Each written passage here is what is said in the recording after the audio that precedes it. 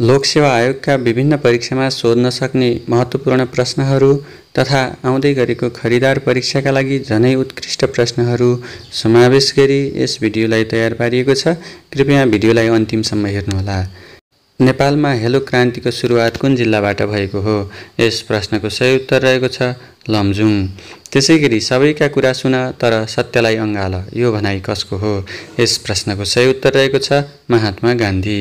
त्यसैगरी चिपको आन्दोलन केसँग सम्बन्धित छ? यस प्रश्नको उत्तर रहेको छ वन तथा वनस्पति संरक्षण। अर्को प्रश्न यस प्रकार रहेको छ सफा हिमाल अभियानको घोषणा कहिले गरियो? यस प्रश्नको सही उत्तर रहेको छ विक्रम सम्वत 2078 साल फागुन 10 गते। त्यस्तै व्यापारका थैला भनेर केलाई चिनिन्छ? यस प्रश्नको उत्तर रहेको छ जुट। अर्को प्रश्न यस प्रकार रहेको छ आर्थिक स्वतन्त्रता सूचकाङ्क 2023 मा नेपाल कतिौं स्थानमा रहेको छ? यस प्रश्नको सही उत्तर रहेको छ 142औं स्थानमा। भिक्टोरिया क्रस उपाधि प्राप्त गर्ने 13औं नेपाली रामबहादुर लिम्बुको निधन कहिले भयो? यस प्रश्नको सही उत्तर रहेको छ विक्रम सम्वत 2080 वैशाख 9 गते। ल्यान्ड अफ स्माइल भनेर चिनिने देश कुन हो? यस प्रश्नको सही उत्तर रहेको छ थाइल्यान्ड। अर्को प्रश्न रहेको छ सूक्ष्म चित्र भनेर कुन चित्रलाई चिनिन्छ? यस प्रश्नको सही उत्तर रहेको छ ग्रन्थचित्र। त्यसैगरी नेपालमा कुन स्थानमा अटो भिलेजको रूपमा निर्माण गरिएको छ? यस प्रश्नको सही उत्तर रहेको छ बुटवल। नेपाल पिक कहाँ पर्दछ? यस प्रश्नको सही उत्तर रहेको छ ताप्लेजुङ। अर्को प्रश्न यस प्रकार रहेको छ कम्प्युटरमा देखा पर्ने केलाई भाइरस भनिन्छ? गलत प्रोग्रामलाई। त्यसैगरी चिठीमा टिकट टाँस्ने चलन कुन देशबाट आएको हो? यस प्रश्नको सही उत्तर रहेको छ बेलायत। त्यस्तै प्रश्न नम्बर 1 रहेको छ काग सम्मेलन कोसँग सम्बन्धित छ? यस प्रश्नको सही उत्तर हो गौतम सापकोटा। प्रश्न नम्बर 2 झुटो बोलेको पत्ता लगाउने यन्त्रलाई के भनिन्छ? यस प्रश्नको उत्तर रहेको छ पोलिग्राफ। प्रश्न नम्बर 3 त्रिशुली नदीको पौराणिक नाम के हो? यस प्रश्नको सही उत्तर हो धर्मधरा। त्यसैगरी प्रश्न नम्बर 4 यस प्रकार रहेको छ एक वडा एक हेलिप्याड बनाउन प्रस्ताव गर्ने पहिलो स्थानीय तह कुन हो? यस प्रश्नको सही उत्तर रहेको छ मालिका गाउँपालिका। प्रश्न नम्बर 5 आँसुकवि कसको साहित्यिक नाम हो? यस प्रश्नको सही उत्तर रहेको छ शम्भुप्रसाद ढुङ्गेल। त्यसैगरी वैज्ञानिकका पनि वैज्ञानिक भनेर कसलाई चिनिन्छ? यस प्रश्नको सही उत्तर रहेको छ थोमस अल्वा एडिसन। प्रश्न नम्बर 7 यस प्रकार रहेको छ चट्याङ सम्बन्धी 2 दिने अन्तर्राष्ट्रिय सम्मेलन कहिले र कहाँ भएको हो? यस प्रश्नको सही उत्तर रहेको छ सन् 2016 मा काठमाडौँ नेपालमा भएको हो। त्यसैगरी प्रश्न नम्बर 8 रहेको छ विश्वको सबैभन्दा ठूलो भूपरिवेष्टित राष्ट्र कुन हो? यस प्रश्नको सही उत्तर रहेको छ काजाकिस्तान। त्यस्तै प्रश्न नम्बर 9 रहेको छ संसारको सबैभन्दा होचो भूभाग कुन हो? यस प्रश्नको सही उत्तर रहेको छ मृतसागर इजरायल। यो एसिया महादेशमा पर्दछ। प्रश्न नम्बर 10 थलमण्डल भनेको के हो? यसको उत्तर रहेको छ पृथ्वीको बाहिरी भाग। अर्को प्रश्न रहेको छ विश्वको सबैभन्दा बढी भाषा बोलिने देश कुन हो? यस प्रश्नको उत्तर हो भारत। प्रश्न नम्बर 12 यस प्रकार रहेको छ विश्वमा सबैभन्दा बढी भाषिक विविधता भएको महादेश कुन हो? यस प्रश्नको सही उत्तर हो अफ्रिका। भाषा बोलिने देश धेरै भाषा बोलिने देश भारत हो भने बढी भाषिक विविधता भएको महादेश अफ्रिका हो। माउन्ट केटु कुन हिम श्रृङ्खलामा पर्दछ? यस प्रश्नको सही उत्तर रहेको छ काराकोरम। त्यसैगरी प्रश्न नम्बर 14 रहेको छ शान्त प्रातःकालको देश भनेर कुन देशलाई चिनिन्छ? यस प्रश्नको सही उत्तर रहेको छ दक्षिण कोरिया। त्यसैगरी 15औं प्रश्न रहेको छ रुक्सेताल कुन जिल्लामा पर्दछ? यस प्रश्नको सही उत्तर हो गोरखा। 16औं प्रश्न रहेको छ रारा ताल समुद्री सतहदेखि कति उचाइमा अवस्थित छ? यस प्रश्नको सही उत्तर हो 3200 मिटर उचाइमा रहेको छ। 17औं प्रश्न छ भूगोलको इतिहासमा नयाँ युगको खोज भनी कुन शताब्दीलाई चिनिन्छ? यस प्रश्नको सही उत्तर हो 18औं शताब्दीलाई चिनिन्छ। 18औं प्रश्न रहेको छ नन्दनताल कुन जिल्लामा पर्दछ? यस प्रश्नको सही उत्तर हो पाल्पा।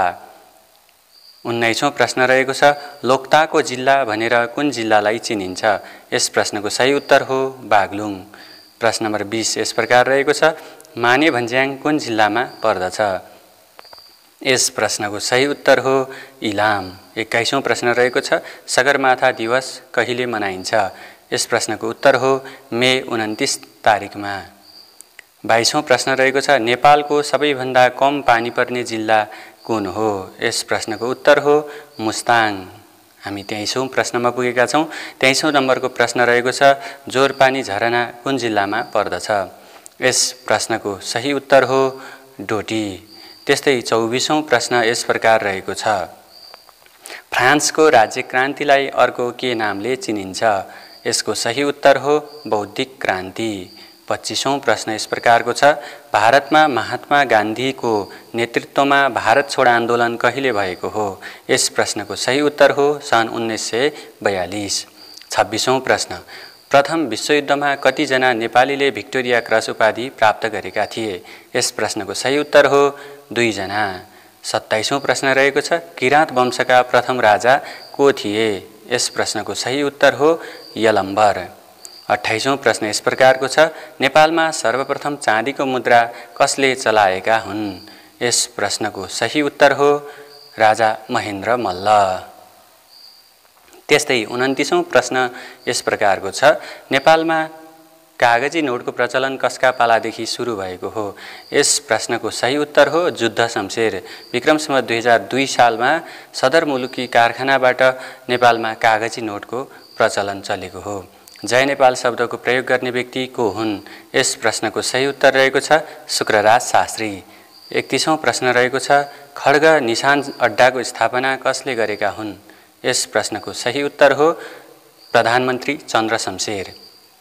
त्यस्तै 32औं प्रश्न रहेको छ रिबा अन्तर्राष्ट्रिय पुरस्कार कुन विधासँग सम्बन्धित छ?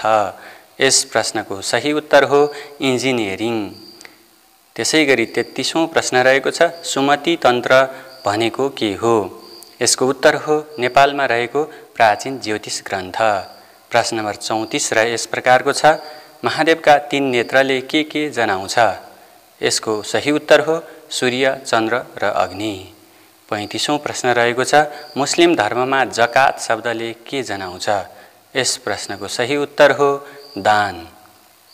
त्यस्तै 36औं प्रश्न यस प्रकारको छ विद्यापति कुन भाषाका प्रसिद्ध कवि हुन्? यस प्रश्नको सही उत्तर हो मैथिली। हामी 37औं प्रश्नमा पुगेका छौँ।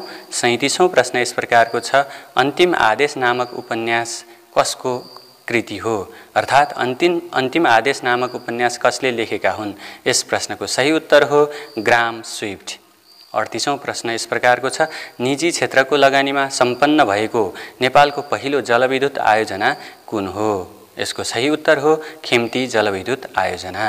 त्यसैगरी 39औं प्रश्न यस प्रकारको छ निजामती दिवस कहिले मनाइन्छ? यस प्रश्नको सही उत्तर हो भदौ 22 गते। 40औं प्रश्न यस प्रकारको छ साँडे जुधाई कुन देशको राष्ट्रिय खेल हो? यसको सही उत्तर रहेको छ स्पेन। त्यसैगरी 41औं प्रश्न यस प्रकारको रहेको छ नेपाल ओलम्पिक खेलमा कहिले सहभागी भएको थियो? यस प्रश्नको सही उत्तर हो सन् 1964 मा। त्यसैगरी 42औं प्रश्न रहेको छ दक्षिण अमेरिकाको घाँसे मैदानलाई के भनिन्छ? यस प्रश्नको सही उत्तर हो प्रेयरी। 43औं प्रश्न यस प्रकारको छ टेटिन नामक तत्त्व केमा प्राप्त हुन्छ? यस प्रश्नको सही उत्तर हो चिया। त्यसैगरी कफीमा क्याफिन नामको तत्त्व प्राप्त हुन्छ। 44औं प्रश्न यस प्रकारको छ सिमेन्ट बनाउनका लागि मुख्य कच्चा पदार्थ कुन हो? यसको उत्तर हो चुनढुङ्गा। 45 नम्बरमा छौँ सुनौलो ग्रह भनेर कुन ग्रहलाई चिनिन्छ? यसको सही उत्तर हो शनि ग्रह। त्यसैगरी 46औं प्रश्न रहेको छ नेपालमा मात्र पाइने चरा कुन हो? यस प्रश्नको सही उत्तर हो काँडे भ्याकुर। 47औं प्रश्न रहेको छ क्षयरोगबाट बच्न कुन खोप प्रयोग गर्नुपर्दछ? यस प्रश्नको उत्तर रहेको छ BCG। 48औं प्रश्न यस प्रकारको छ साप्टालाई अनुमोदन गर्ने अन्तिम राष्ट्र कुन हो? यस प्रश्नको सही उत्तर हो बङ्गलादेश। 49औं प्रश्न रहेको छ जाजुरा दह कुन जिल्लामा पर्दछ? यसको सही उत्तर हो सुर्खेत। त्यसैगरी रेडियो नेपाललाई सुरुमा के भनिन्थ्यो? यस प्रश्नको उत्तर यहाँहरूले कमेन्टमा लेख्नुहोला। धन्यवाद।